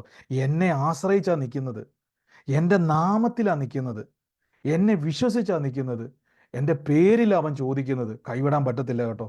ഇങ്ങനെയാ യേശു വാദിക്കുന്നത്. മനസ്സിലായോ? പിതാവിന് എന്നെ ചെയ്യാൻ പറ്റും? നിങ്ങളാണെങ്കിൽ ആ കർത്താവായ യേശുവെ എനിക്ക് രക്ഷ കിട്ടുമോ സംശയിച്ച് നിൽക്കുമോ? ധൈര്യമായിട്ട് നിൽക്കുക. നമ്മൾ യേശുവിനെ വിശ്വസിക്കുക. കർത്താവ് അങ്ങോട്ട് വാദിക്കും. പിതാവെ കേട്ടോ, ഭൂമിയിൽ ഇരുന്നു കൊണ്ട് അവൾ പറയുക, അല്ലെങ്കിൽ ആ വ്യക്തി പറയുക, യേശുവാണ് എൻ്റെ ആശ്രയം, യേശുവെ അങ്ങല്ലാതെ എനിക്ക് ആശ്രയമില്ല കേട്ടോ. പലരും കളിയാക്കുക, അതിനൊക്കെ വേറെ പണിയൊന്നുമില്ലേ, യേശുവിനെ കളഞ്ഞിട്ട് പോവും, യേശുവിനെ വിളിച്ചിട്ട് എന്നെ കിട്ടാനെന്ന് പലരും കളിയാക്കുമ്പം കർത്താവ് ആ ഒറ്റ വാക്കേ പിടിച്ചോണ്ടാ പറയുന്ന ദൈവത്തോട്, പിതാവേ, എന്നെ വിശ്വസിച്ച ആ മകൾ നിൽക്കുന്നത്, എന്നെ വിശ്വസിച്ച ആ മകൻ പ്രാർത്ഥിക്കുന്നത്, എൻ്റെ വാക്കേലാണ് അവൻ നിൽക്കുന്നത്, എൻ്റെ വചനത്തേലാണ് നിൽക്കുന്നത്. പിതാവേ, ചെയ്തേ പറ്റത്തുള്ളൂ. വാദിക്കുന്ന ഒരു കർത്താവ്, എനിക്ക് വേണ്ടി വാദിക്കുന്ന ഒരു കർത്താവ്. ഇപ്പൊ മനസ്സിലായി. അതുകൊണ്ടാണ് ബൈബിളിൽ പൗലോസ് ലീഗ ഉൾപ്പെടെ സകല ശിഷ്യന്മാരും പറഞ്ഞത് യേശുവിനെ മുറുക്ക പിടിക്കാൻ പറയുന്നത്. ഇപ്പൊ മനസ്സിലായോ? യേശുവിനെ എന്തിനാ മുറുക്ക പിടിക്കുന്നറിയാവോ? വാദിക്കുമ്പോൾ നമുക്കൊരു പവർ വേണ്ടേ? നിങ്ങൾ പറയുക, ഓ യേശുവിനോട് ഞാൻ പ്രാർത്ഥിച്ചു, കർത്താവിൻ്റെ ഒക്കെ സ്വഭാവമല്ലേ, കിട്ടിയാ കിട്ടി എന്ന മനോഭാവത്തിലാണെങ്കിൽ കർത്താവ് എങ്ങനെ വാദിക്കും? പിതാവ് ചോദിക്കും, ഇതേ കണ്ടോ, ആ വ്യക്തി ഇരിക്കുന്നത് തന്നെ ഉണ്ട്, നിന്നെ ഒട്ടും വിശ്വാസം ഇല്ലാതിരിക്കുന്നത്. അവിടെ യേശു തലകുനിക്കപ്പെടുവല്ലേ? ഇല്ല, കർത്താവ് ഇല്ല, എൻ്റെ യേശു എന്നെ കൈവിടത്തില്ല. ഞാൻ എൻ്റെ കർത്താവിലാണ് ആശ്രയിക്കുന്നത്, ഞാൻ എൻ്റെ യേശുവിലാണ് വിശ്വസിക്കുന്നത്. അവൻ എന്നെ കൈവിടത്തില്ല, അവൻ മാറാത്തവനാണ്, എനിക്ക് വേണ്ടി അവൻ അത്ഭുതം ചെയ്യും. ആരെല്ലാം എന്നെ തള്ളിയാലും, ആരെല്ലാം എന്നെ കളിയാക്കിയാലും അവൻ എനിക്ക് വേണ്ടി പ്രവർത്തിക്കും, അവൻ എനിക്ക് വേണ്ടി അത്ഭുതം ചെയ്യും എന്ന് നിങ്ങൾ വിശ്വസിക്കുമ്പോൾ കർത്താവ് തുള്ളി ചാടിയിട്ട് പിതാവിനോട് പറയും, പിതാവേ, ഇവനെ അനുഗ്രഹിച്ചേ പറ്റത്തുള്ളൂ, ഇവളെ അനുഗ്രഹിച്ചേ പറ്റത്തുള്ളൂ, ഇവളെ അത്ഭുതമാക്കിയേ പറ്റത്തുള്ളൂ. കാരണം എന്നറിയാവോ? എൻ്റെ നാമത്തിൽ മുറുക്ക പിടിച്ച് നിൽക്കുക. ഇപ്പം നിങ്ങൾക്ക് മനസ്സിലായോ? ഇതാണ് വാദിക്കുക.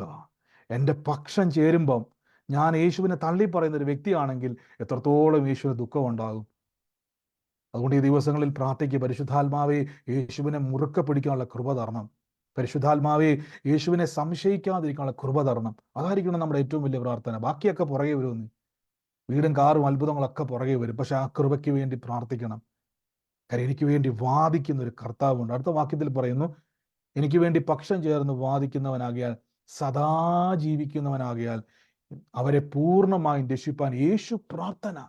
പേടിക്കണ്ട കേട്ടോ, യേശുവിൻ്റെ പ്രാപ്തിയാണ് എൻ്റെ ഉറപ്പ്. ഈ ദിവസങ്ങൾ തിരിച്ചറിഞ്ഞോണം.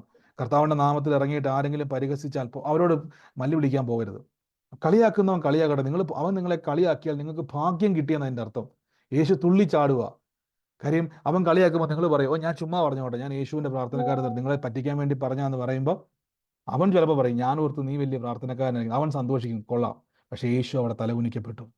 അവൻ കളിയാക്കട്ടെ, നീ പ്രാർത്ഥനക്കാരനാന്ന് പറയുമ്പോൾ, നിങ്ങൾ പ്രാർത്ഥനക്കാരിയാന്ന് പറയുമ്പോൾ, നിങ്ങൾ യേശുവിനെ വിശ്വസിക്കുന്നു പറയുമ്പോൾ, അവൻ നിങ്ങളെ കളിയാക്കുമ്പോൾ, അവൻ നിങ്ങളെ പരിഹസിക്കുമ്പോൾ ചിലപ്പോൾ നമുക്കൊരു സങ്കടം തോന്നും. പേടിക്കണ്ട, അപ്പോൾ യേശു സന്തോഷിക്കും. കാര്യം എന്താ?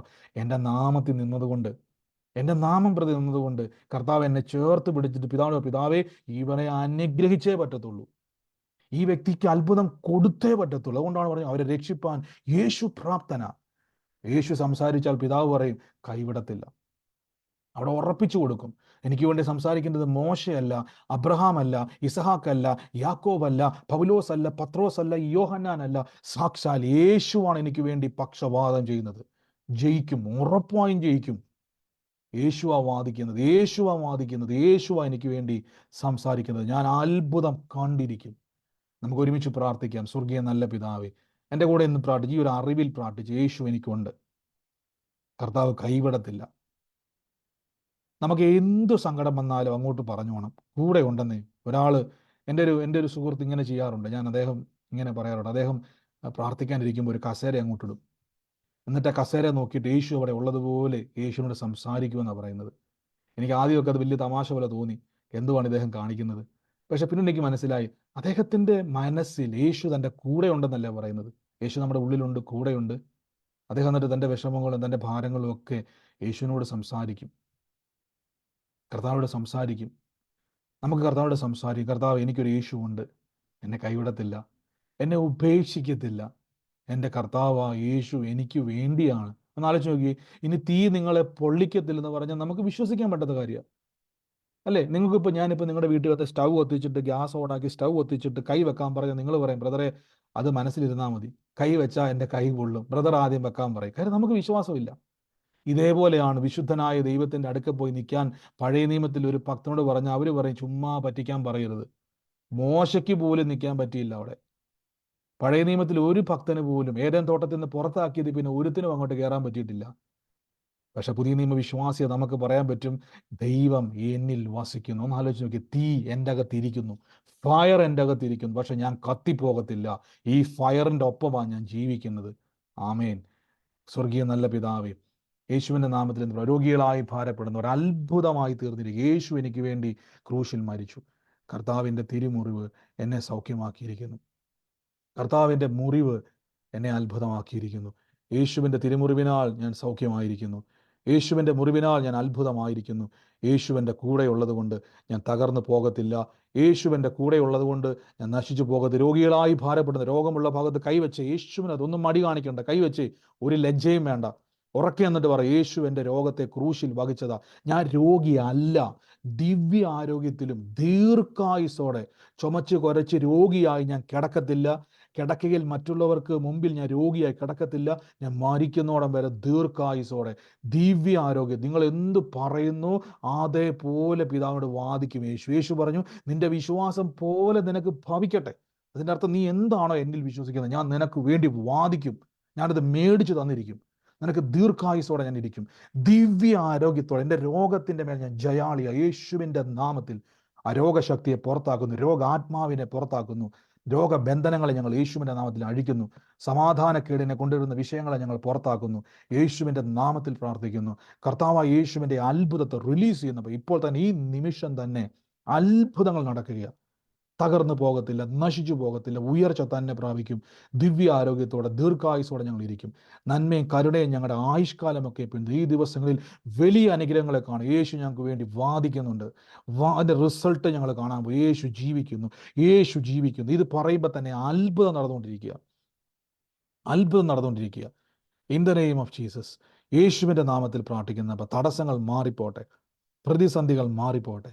ഈ ദിവസങ്ങളിൽ കണ്ണുനീരോടെ ഇരിക്കുന്നവരുടെ കണ്ണുനീരുകളൊക്കെയും സന്തോഷമായി തീരാൻ പോവുക. ഭാരങ്ങൾ വിട്ടൊഴിയാൻ പോവുക. കുടുംബത്തിൻ്റെ അകത്ത് സമാധാനം ഉണ്ടാകാൻ പോവുക. ഇറങ്ങിപ്പോ എന്ന് പറയുന്ന വാക്ക് പറഞ്ഞവരുടെ മുമ്പിൽ ദൈവം മാനിക്കാൻ പോവുക. യേശുവിൻ്റെ നാമത്തിൽ അനുഗ്രഹിച്ച് പ്രാർത്ഥിക്കുന്നു. അത്ഭുതം നടക്കും, അത്ഭുതം നടക്കും. ഇപ്പോൾ തന്നെ രോഗികളുടെ മേൽ കൈവച്ചാട്ടെ. കൈ എടുക്കുമ്പോൾ രോഗം അവിടെ കാണത്തില്ല. യേശുവിൻ്റെ അടിപ്പിണരാൽ സൗഖ്യം വന്നു കഴിഞ്ഞിരിക്കുന്നു. പ്രാർത്ഥിച്ച് അനുഗ്രഹിക്കുന്നു. അത്ഭുതങ്ങൾക്ക് നന്ദി. യേശുവിൻ്റെ നാമത്തിൽ തന്നെ. ആമേൻ. ആമേൻ. സ്തോത്രം. ഹല്ലേലൂയ. ആമേൻ. ആമേൻ.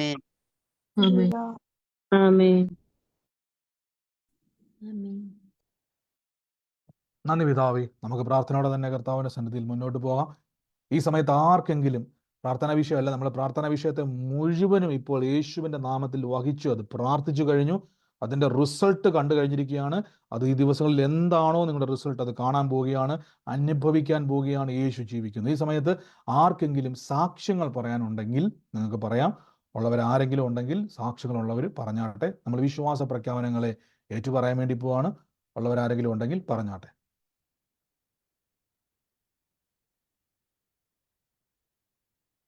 ആരുമില്ല എന്ന് ഞാൻ വിശ്വസിക്കുന്നു. നമുക്ക് ഒരുമിച്ച് കർത്താവിൻ്റെ സന്നിധിയിൽ വിശ്വാസ പ്രഖ്യാപനങ്ങളെ ഏറ്റുപറയാൻ.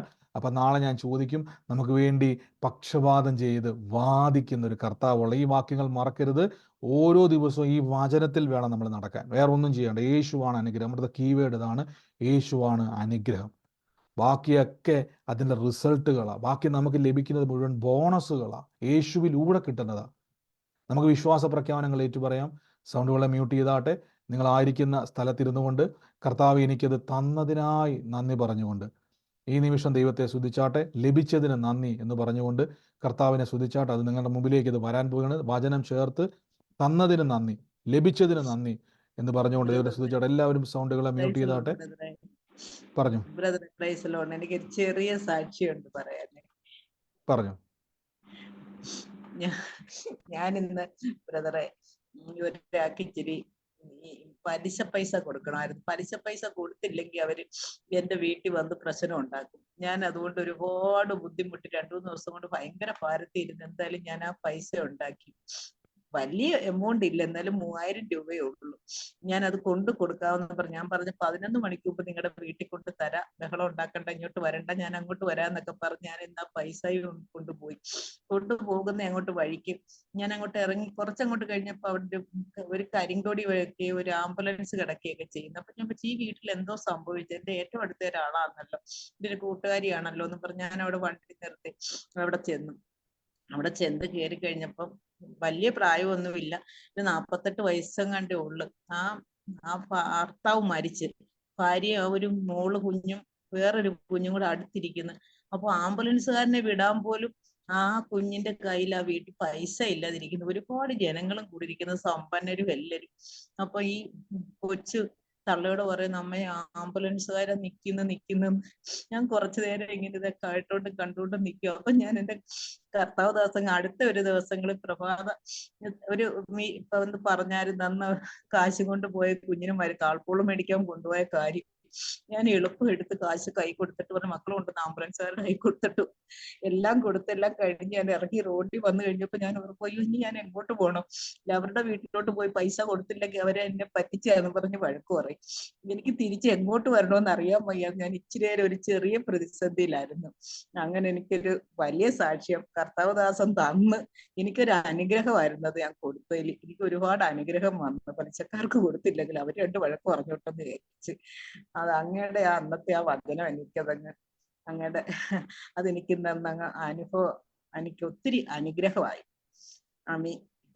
സിസ്റ്റർ പറഞ്ഞ പോലെ തന്നെ മറ്റൊരാൾക്ക് ഒരു ഉപകാരം ചെയ്യുവാൻ ആ ഒരു നന്മ ആ സമയത്ത് കൊടുക്കുക. നമുക്കറിയാം, നമുക്ക് പലപ്പോഴും നമ്മുടെ കയ്യിൽ ചില നന്മകൾ വരുമ്പോൾ കർത്താവ് ഇങ്ങനെ പറഞ്ഞേക്കുന്നത്, ഞാൻ നഗ്നനായി വന്ന് നിങ്ങൾ എന്നെ ഉടുപ്പിച്ചില്ല, ഞാൻ രോഗിയായി വന്ന് നിങ്ങൾ എന്നെ ശുശ്രൂഷിച്ചില്ല, ഞാൻ വിശന്നു വന്ന് നിങ്ങൾ എനിക്ക് ആഹാരം തന്നില്ല എന്ന് പറയുമ്പോൾ ശിഷ്യന്മാർ പറയുന്നുണ്ട്, കർത്താവ് നീ എപ്പോഴാണ് ഇങ്ങനെയൊക്കെ ആയിത്തീർന്നെന്ന് പറയുമ്പോൾ കർത്താവ് പറയുന്നുണ്ട്, ഇങ്ങനെയുള്ള ആൾക്ക് നിങ്ങൾ ചെയ്യുമ്പോൾ നിങ്ങൾ എനിക്ക് ചെയ്യുകയാണ് എന്നാണ് പറയുന്നത്. നിസ്സഹായരായവർക്ക് വേണ്ടി നാം സഹായിക്കുമ്പോൾ കർത്താവ് പറയുന്നത് എനിക്ക് വേണ്ടിയാണ് നിങ്ങൾ ചെയ്യുന്നതെന്നാണ്. ഞാനെങ്കിൽ സിസ്റ്റർ എന്ന് ചെയ്തപ്പോൾ മറ്റൊരാവശ്യത്തിന് മുമ്പിലാണ് നിൽക്കുന്നത്, വലിയ ആവശ്യത്തിന് മുമ്പിലാണ് നിൽക്കുന്നത്. പക്ഷേ അതവിടെ കൊടുത്തപ്പോൾ ഞാൻ ഉറപ്പിച്ചു പറയുന്നു, അത് കർത്താവിൻ്റെ നാമത്തിലാണ്. അവിടെ ദൈവം കണ്ടിട്ടുണ്ട്, അതിൻ്റെ പ്രതിഫലം തരുന്ന ഒരു ദൈവമുണ്ട്. ഞാൻ പറഞ്ഞ വചനം പോലെ ഞാൻ നിങ്ങളുടെ മുമ്പിൽ പല രീതിയിലും വരും, എന്നാൽ നിങ്ങൾ അവർക്ക് ചെയ്യുമ്പോൾ അത് എനിക്കാണ് ചെയ്യുന്നതെന്ന് കർത്താവ് പറഞ്ഞതുപോലെ നമുക്ക് ഒരുമിച്ച് ബ്ലസ് ചെയ്ത് കർത്താവ് ഈ മകളത് ചെയ്തത് ഹൃദയത്തിൽ അത് തോന്നി. അനേകർ അവിടെ ഉണ്ടായിട്ടും അവർക്ക് തോന്നാത്തത് മകളുടെ ഹൃദയത്തിൽ തോന്നി ചെയ്തത് ഉണ്ടായിട്ടല്ല കർത്താവ്. ആ ശൂന്യതയിൽ നിന്നും ഇല്ലായ്മയിൽ നിന്ന് വിതച്ചപ്പോൾ അതിനെ മാനിച്ച് അനുഗ്രഹിക്കുന്ന ഒരു ദൈവം ഉണ്ടെന്ന്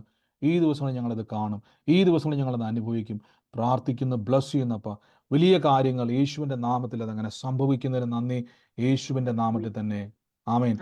നമുക്ക് പ്രിയ അന്നമ്മ സൗകര്യക്ക് ഇപ്പോൾ ഒരിക്കൽ പെട്ടെന്ന് ഒരു മെസ്സേജ് അയച്ചാണ്, പ്രിയ മകള് കാഴ്ചയിൽ കുറച്ച് പ്രോബ്ലം ഉണ്ട്, ഐ ഗ്ലാസ് ആണ് യൂസ് ചെയ്യുന്നത്, പക്ഷേ കാഴ്ചയിൽ കുറച്ച് ബുദ്ധിമുട്ടുണ്ട്, വർക്കിലൊന്നും കോൺസെൻട്രേറ്റ് ചെയ്യാൻ പറ്റത്തില്ല. ഇപ്പോൾ ഒരു പ്രാർത്ഥന വിഷയം ഞങ്ങൾ യേശുവിൻ്റെ നാമത്തിൽ ഒന്ന് കൈവച്ച്, അന്മസൗരി കേൾക്കുന്നുണ്ടെങ്കിൽ ആ കൈ എടുത്ത് അവിടെ വെച്ച് ആ കണ്ണിലോട്ട് കൈ വെച്ചിട്ട് പറ, യേശു സൃഷ്ടിച്ച കണ്ണുകളാണിത്, ഇത് ദൈവം നിലത്ത് പൊടിയിൽ നിന്നുണ്ടാക്കിയ കണ്ണുകളാണ്, യേശുവിൻ്റെ നാമത്തിൽ അതിൻ്റെ കുരുടനെ കാണിക്കുന്ന ദൈവം. ബൈബിൾ ഇങ്ങനെ പറയുന്നത്, ദൈവരാജ്യത്തിൻ്റെ ശക്തി എന്ന് പറഞ്ഞാൽ കുരുടൻ കാണുന്നു, ചെകിടൻ കേൾക്കുന്നു, ഊമൻ സംസാരിക്കുന്നു, മരിച്ചവൻ ഉയർക്കുന്നു. ഈ ദൈവരാജ്യത്തിൻ്റെ ശക്തി ആ കണ്ണുകളുടെ മേലെ അടിക്കട്ടെ, ഇപ്പോൾ തന്നെ കാഴ്ച വർദ്ധിക്കട്ടെ. കണ്ണാടി വെക്കുന്നത് കൊണ്ടല്ല, അതിനേക്കാൾ പവർ അവിടെ ഉണ്ടാകട്ടെ. In the name of Jesus, യേശുവിൻ്റെ നാമത്തിൽ ഞങ്ങൾ പ്രാർത്ഥിക്കുന്നു, കാഴ്ച വർദ്ധിക്കട്ടെ, കാഴ്ച വർദ്ധിക്കട്ടെ. പ്രാർത്ഥിക്കുന്നു, അനുഗ്രഹിക്കുന്നു. അങ്ങനെ തന്നെ ദൈവം ചെയ്ത് സംഭവിച്ചതിന് നന്ദി, യേശുവിൻ്റെ നാമത്തിൽ തന്നെ. ആമേൻ, ആമേൻ. നമുക്ക് മുന്നോട്ട് വിശ്വാസ പ്രഖ്യാപനങ്ങൾ ഏറ്റു പറയാം. തീർച്ചയായും പറഞ്ഞു. ബ്രദറെ, ഞാൻ മോന് കുറച്ചു ദിവസം ഭയങ്കര പല്ലുവേദനയായിരുന്നു. പിന്നെ പല്ല് അത് റൂട്ട് കനാൽ ചെയ്യണം. അവൻ ബോംബെയിലാണ്. അപ്പം നാട്ടിൽ വന്നിട്ട് ചെയ്യാന്ന് പറഞ്ഞിട്ട് അതുവരെ ഒന്ന് പിടിച്ചു നിൽക്കണം എന്ന് പറഞ്ഞ് നിൽക്കുകയായിരുന്നു. പക്ഷെ പറ്റണില്ല, സഹിക്കാൻ പറ്റണില്ല, ഭയങ്കര വേദന. ഞാൻ ബ്രദറിനോട് വിളിച്ചു പറഞ്ഞിരുന്നു, ബ്രദർ പ്രാർത്ഥിച്ചിരുന്നു, ഒപ്പം ഞാനും പ്രാർത്ഥിച്ചു. ദൈവം ആ വേദന മാറ്റിക്കൊടുത്തു. ഇപ്പൊ 2 ആഴ്ചയായിട്ട് വേദനയില്ല. നാട്ടിൽ വരുന്നവരെയും ആ വേദന മാറി. കേൾക്കുമ്പോ എല്ലാവർക്കും നിസ്സാരമായിട്ട് തോന്നുമായിരിക്കും, പക്ഷെ അത് അവൻ ഒറ്റയ്ക്കാണ്, അവിടെ ആരുമില്ല. അപ്പൊ അവന് അതൊരു ഭയങ്കര ബുദ്ധിമുട്ടായിരുന്നു. പക്ഷെ ആ വേദന മാറ്റിക്കൊടുത്തു ദൈവം.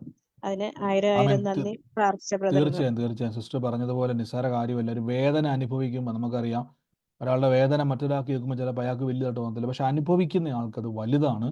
ആ വേദന അനുഭവിച്ചവർക്ക് അറിയാൻ പറ്റും. അപ്പം നമുക്ക് ആ വേദനയിൽ നിന്ന് പറഞ്ഞതുപോലെ വലിയ ബുദ്ധിമുട്ടിൽ നിന്നും കർത്താവ് ഇന്ന് വേഗത്തിൽ ഒരു സൗഖ്യം കൊടുത്തു, വേഗത്തിൽ ആ വേദനയിൽ നിന്നൊരു മോചനം കൊടുത്തു. ദൈവത്തിൻ്റെ വലിയതാണ്. ഞാൻ പറഞ്ഞില്ല, വേദന ഏതും ആയിക്കോട്ടെ, ബൈബിൾ പറയുന്നത് യേശു നമ്മുടെ വേദനകളെ ചുമന്നു എന്നാണ് പറഞ്ഞത്. അങ്ങനെയെങ്കിൽ ആ വചനത്തിൻ്റെ ശക്തി അവിടെ പതിഞ്ഞല്ലോ. കൊടുത്ത ആ മാറ്റത്തിന് നന്ദി, സൗഖ്യത്തിന് നന്ദി, യേശുവിൻ്റെ നാമത്തിൽ തന്നെ. ആമേൻ, ആമേൻ. സ്തോത്രം. ഹല്ലേലൂയ. ആമേൻ. മറ്റാരുമില്ല എന്ന് ഞാൻ വിശ്വസിക്കുന്നു. നമുക്ക് ഒരുമിച്ച് വിശ്വാസ പ്രഖ്യാപനങ്ങളെ കർത്താവിൻ്റെ സന്നിധിയിൽ ഏറ്റു പറയാം. സൗണ്ടുകളെ മ്യൂട്ട് ചെയ്താട്ടെ. നിങ്ങളായിരിക്കുന്ന സ്ഥലത്തിരുന്നുകൊണ്ട് കർത്താവ് എനിക്ക് തന്നതിനായി നന്ദി പറഞ്ഞുകൊണ്ട് കർത്താവിനെ സ്തുതിച്ചാട്ടെ. സൗണ്ട് മ്യൂട്ട് ചെയ്ത് എല്ലാവരും ആയിരിക്കുന്ന സ്ഥലത്തിരുന്നുകൊണ്ട് ലഭിച്ചതിന് നന്ദി എന്ന് പറഞ്ഞുകൊണ്ട് ഇപ്പം തന്നെ എല്ലാവരും പറഞ്ഞു.